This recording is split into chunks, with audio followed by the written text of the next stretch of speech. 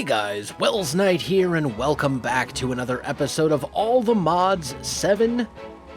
It's raining, as you can see.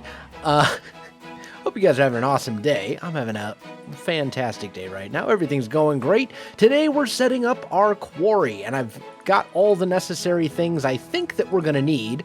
Obviously, last episode, we went ahead and made our reactor and set up wireless power. So that's like half the quarry right there, is just getting enough, power generation to actually support it. But we're using these blazing ender cells. I've got one made right here, so I think I have everything. Now, I'm not entirely sure how much power this is going to take, so hopefully we have enough. That's 15,000 RF per tick that we're generating. I don't know how that's going to work, but I guess we'll find out. So we just need to find a good spot to set up our quarry, and it doesn't really matter where. So I think I'm just going to set it up, I don't know, we'll say like right here-ish. Yeah, something like right about here should be fine. So what we have is an RF Tools Builder, and this thing's pretty easy to make for the most part. There's only one hard part, and that is you need all the modium nuggets. So you got to find at least one all the modium ore to make this thing. But the rest of it's super easy. Redstone blocks, ender pearls, and a machine frame is just blue dye, gold nuggets, and iron. So really, really cheap, all things considered. Especially once you see how powerful this machine is, you'll be kind of blown away at how cheap it is. So let's just set it up right, I don't know, here. This is fine. And we'll put an ender cell next to it so that this thing can get all powered up, because it will need a power source.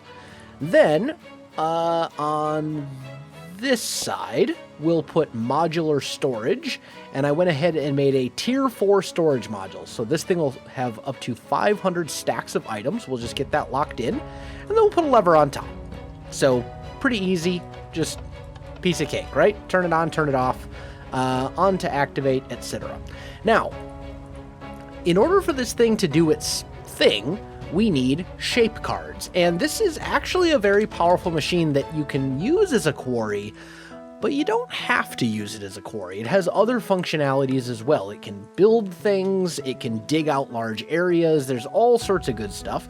But what we care about is the quarry. So I have here a Fortune Quarry shape card. So what we're going to do is shift right click. And now what we need to do is select the first corner of our quarry. And I think I'm just going to say like right here. This will be fine. And then for the second corner, let's just pop over this way. I do want my jetpack, I think. So let's just throw that guy on. Actually, do I? Let's just set it aside. I'll grab it if I need it, but I may not need it at all. And to get the other corner, we're just going to kind of go over this ways a bit, and then we're going to pick a spot, and we're going to start digging straight down. We're going to break the cardinal rule of Minecraft, and I'm going to dig all the way down to bedrock. Okay, there we go. We are all the way down at Y level 60, which is as far down as we can go. So now we just need to make sure we're facing the right direction. And we're going to right-click again right here. So this thing now has its settings. We've basically set the parameters for where it can go. And then we'll put on our jetpack so we can fly out of here. And it will now dig out. And I say that, it's not really going to dig it out. But you'll see what I mean. It's now going to quarry the area between those 2 points, the one we selected over here and the one over there. So it's a pretty decent sized area. We just right click on this and it is now installed. Now, one thing we want to do, here we go, open GUI. Oh, I was really hoping it would let me void.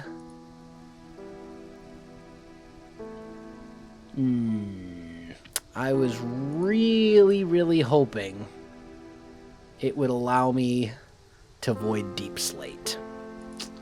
It looks like it does not, so it only lets me void cobble. and dirt. But I'm still going to avoid those two. That's still going to be a lot of what we get, is cobble and dirt. And then what's going to happen is it's going to quarry the whole area, and it's going to replace everything with cobble and dirt, or with dirt. So that should work pretty well. So this is all good. And now all we need to do is flip this guy. Oh, okay, storage has to be on top, it looks like. So that's fine. We'll just boop. Put this guy here. And now you can see this thing is filling up. Why are you not why are you not voiding the cobble? Okay, it's still not voiding the cobble. I'm not sure what the deal is with that. That is rather unfortunate. But you can see, this thing is flying. Like, it quarries really fast. And if we look, we started at, like, somewhere over here-ish. But it doesn't necessarily go in, like, it does, like, a little bit at a time. So, eventually you'll see that all this stone will become dirt, which is pretty cool. Either way, I just need to let this thing run long enough that we can support... Oh, it is using all of my power. So, 15,000 RF per tick is not enough, it looks like. Which is rather unfortunate. I mean, it's still quarrying pretty fast, which is great, but it is using, like, all of my power. So, okay. Well, I'll see what I can do about that. Either way, I just need to let this thing run for a little while so that I can get some resources built up. Now that we've got the quarry, a couple things we need to do. We need to make sure that we have storage capacity. We got to get a better storage solution going. And then also, it looks like we're going to need more power. So that's the other part that we're going to need. So I guess we'll have to expand our reactor to be bigger. Okay, so couple of issues. The power is still a concern, but also there's literally no... This thing fills up so fast that it's become a bit of a problem. So here's the solution. We are going to create a trash can right here with a whitelist of the stuff that we want to void. And the list is basically the stone blocks plus dirt. So all of the stuff that we're getting like stupid amounts of, it's going to take care of this for us. And then what we can do is grab ourselves... I think I need this wrench again. I think you actually have to use the wrench from the mod. This is a mod called Pipes with a Z. And it's an alternative to the mechanism logistical transporters and all that other kind of stuff. It does power, it does fluids, gases, items, all sorts of stuff. And it's also apparently much more lag friendly. But what you do is shift right click this, and then we can throw this upgrade in here. And what should happen, yeah, you can see it's starting to suck out a lot of this cobbled deep slate and all that kind of stuff. Let's go ahead and turn off the quarry for a little bit, and we'll see how fast this drains. I mean, it's like relatively quick, but it's not that quick. I mean, it's not terrible though. It's doing okay. So yeah, this is kind of what's going on. It's just grabbing, you know, all of this cobblestone, all of this cobbled deep slate, and it's just going to send this into a trash can where it just gets voided. So that's essentially the plan. And then once this thing is fully drained of all the stuff that I don't care about, we'll start it back up again and see if this pipe can keep up. If not, there is another upgrade level, but it requires 4 netherite ingots. So I would really prefer to not do that.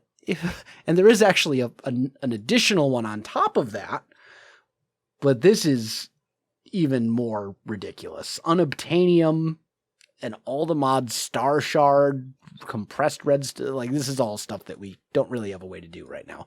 So I'm hoping that this advanced pipe upgrade will be enough, but if not, I may have to go to the nether and see if I can scrounge together some netherite ingots. I managed to get one for my pickaxe, but yeah, we'll have to see. Okay, I've got the quarry up and running again, and it looks like these advanced pipe upgrades are doing a pretty good job of keeping up. So I can't complain too much. I think this will actually work for us. We've got some dark stone here, but that I think is probably something I'd want to keep. And everything else, I mean, the pipes are keeping up for the most part, so I'm not going to complain. I think this will work just fine. We could always add another set of pipes as well. Like, we could do essentially the same thing. And then there are... Oh, wait. Not there. It would have to go here. How would we do this? Probably get rid of that. Do something like this. And then that would essentially do the same thing. But then I would need another one of these advanced pipe upgrades, which wouldn't be that big of a deal. Either way... Is it done? There's no way it did that whole thing. No.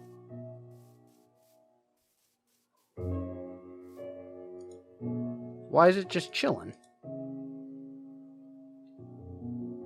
Oh, it's going. I'm not sure why it stopped there. Either way, yeah, I'm going to let this thing run for a while. What I'm hoping to do is get enough resources that we can make a larger big reactor.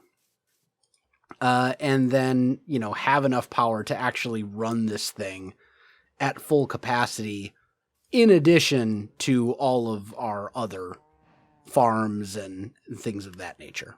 Now that we have a reasonably nice renewable source of uranium, aka the quarry, I don't feel bad about getting our reactor expanded. So we used to have 4 control rods, and I upgraded that. So now we have 12. So this thing should be considerably more powerful now. Let's go ahead and turn this thing on.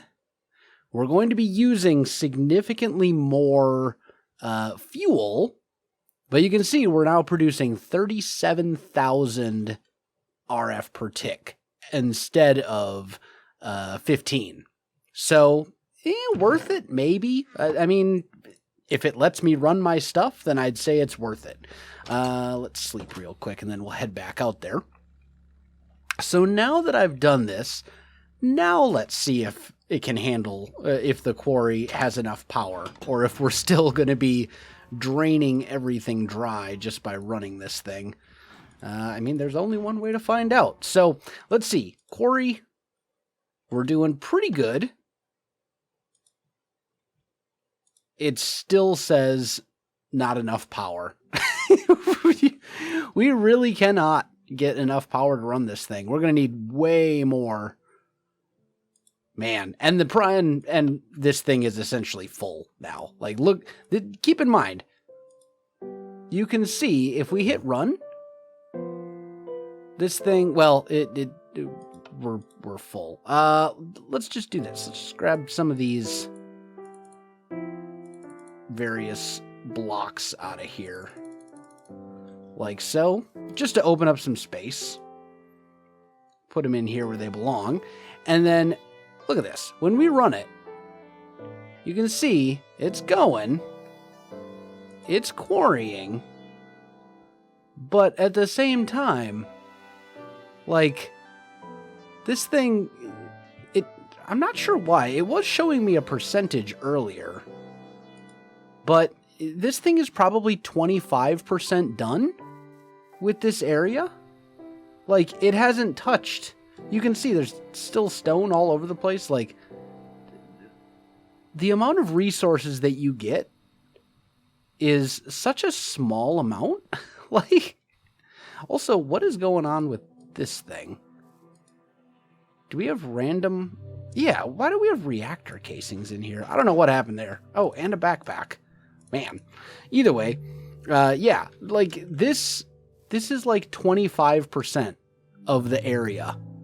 And we've got all of these resources. And when we do eventually finish quarrying the whole area, all we need to do is basically grab the card out of there and pick 2 new start and end points.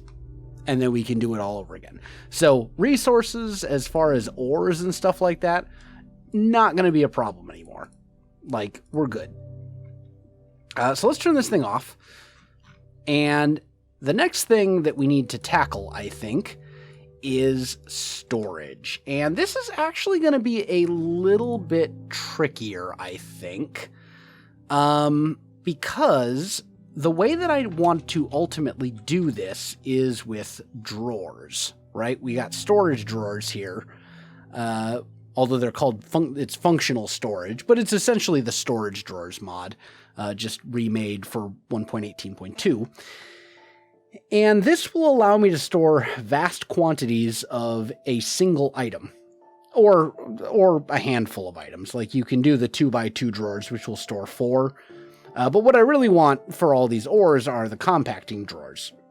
Because the way that these things work is, say you put in redstone, it will automatically compact it into blocks and redstone dust, so you can easily access whichever one you need. And it can store just a ton of stuff. The downside, though, is that I need essentially 1 drawer for every type of, well, not every type of item, but like all of these various different ore items. And also there's the whole fact that this is raw copper, which has not been processed. So what I'll probably need to do is set up just a massive quantity of drawers. I mean, I suppose the other option would be we could set up a few of these modular storage things. Like, the nice thing about these, right, is that to get these things going, get another one of these going, I can just create a new one and I can swap out the card. I can just unlock this, take the card with me, put a new one in, and, you know, Bob's your uncle. So there's different options, but ultimately we are going to need a like permanent storage solution that I can just dump stupid amounts of stuff into, because eventually we'll get into applied energistics and all that kind of stuff, and we're going to have automated everything. So we're going to need to basically set up the infrastructure to handle a vast amount of items, and to protect it from overflow so that it doesn't back up. Like, we want all of these drawers. One of the reasons I like these functional storage drawers so much is because they have that void upgrade. So if we look at functional storage, they have this void upgrade, so anything extra, anything that wouldn't fit, will just get automatically voided. It'll fill up the drawer, and then anything that's left over will just magically disappear, which is amazing for keeping your storage system from backing up and becoming clogged because you forgot to void the thousands of stacks of cobblestone that you're never actually going to use anyway. So yeah, that's kind of the plan. I'm not entirely sure yet how big I want to go with this or where I want to put it. But I think, I mean, man, this is just so much stuff. Yeah, we definitely need to do something about it. All right, my friends, few things have happened. I've got a tree farm that I set up over here. This is essentially the same as our wheat farm, except it does trees instead. But basically, plant gatherer that feeds saplings back into a planter that's buried underneath the ground here. Wood gets stored, and then everything else gets voided, because I don't care about the sticks and all that kind of stuff. Also, I'm working on building up a fair amount of resources. The reason we need the tree farm is because for our storage room and our storage drawer solution, which I have decided to put all the way over here, you can kind of see how this is going to be laid out. We're going to need a ton of wood for all of the drawers, because the drawers themselves require a total of 16 planks, 8 for a chest, and then 8 to surround the chest with wood. And then all of the upgrades for these drawers also require a drawer and chests. So we need a ton of wood, which is why I decided to go ahead and make the tree farm. And it's a very simple tree farm. As I said, it's basically the same system as our wheat farm in here from episode 2, I think that one was. But yeah, we got that going.